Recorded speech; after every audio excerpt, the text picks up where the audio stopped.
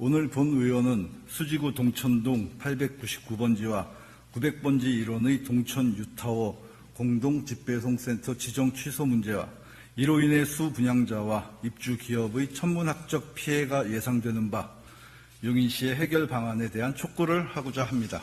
동천동 899번지와 900번지는 2012년 공동집배송센터로 지정됐고 899번지는 지식산업센터로 중복 지정됐습니다.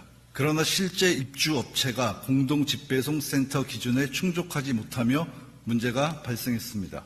산업통상자원부는 2019년 사업자에게 입주업체 자격을 준수하고 주요 시설의 연면적을 공동집배송센터 전체 연면적의 50% 이상 확보하도록 시정명령을 내렸습니다. 사업자는 이에 불복해 소송을 제기했지만 2023년 대법원에서 최종 패소했습니다. 이후 산업통상자원부는 지속적으로 시정 기회를 부여했습니다. 산업통상자원부는 2024년 9월 시정명령 이행 대상 343개 호실에 대해 구체적인 이행 방안을 제시하고 신규 또는 갱신 임대차의 경우 해당 시설이 공동집배송센터 주요 시설에 해당하는지를 산업통상자원부와 용인시에 사전 확인하도록 요청하였습니다. 그러나 이후 사전 확인 없이 26개 호실의 신규 입주와 계약 갱신이 이루어졌고 2025년 1월 현장 점검에서는 점검이 가능했던 16개 호실 가운데 15개 호실이 주요 시설에 해당하지 않는 것으로 확인됐습니다. 결국 2025년 5월 30일 산업자원통상부는 공동집배송센터의 지정을 취소했습니다. 본 의원은 여기서 용인시에 묻고자 합니다. 용인시는 이 문제의 심각성을 올바로 인지하고 있었는지 어떤 조치를 취했는지 묻지 않을 수 없습니다. 본 의원이 묻는 것은 지정 취소 권한이 누구에게 있었느냐가 아닙니다. 용인시가 이 문제의 심각성을 어떻게 받아들이고 입주민과 입주 기업의 피해를 예방하기 위해 어떤 역할을 했는지를 묻는 것입니다.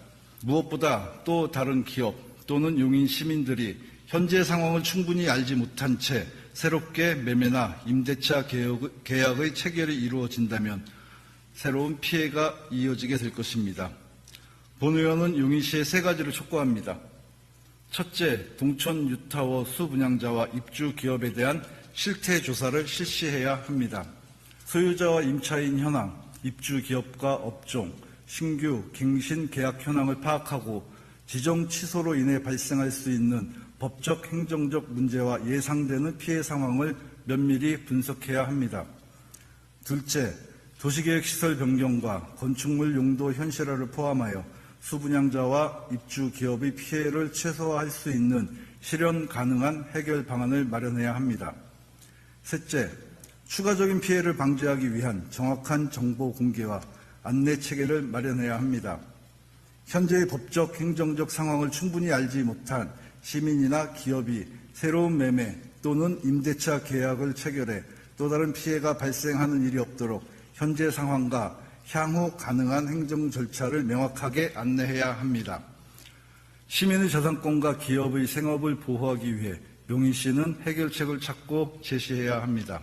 동천 유타워 문제로 인해 천문학적 규모의 피해가 현실화된 뒤에야 책임을 논해서는 안 됩니다. 이제는 중앙정부와 사업자에게 책임을 미룰 것이 아니라 용인시는 지방정부로서의 책임과 역할을 다해 분양자와 입주 기업을 보호할 수 있는 실질적인 해결책을 마련해야 합니다. 그것이 용인 시민과 용인에 뿌리내린 기업들을 위해 용인시가 해야 할 책무입니다.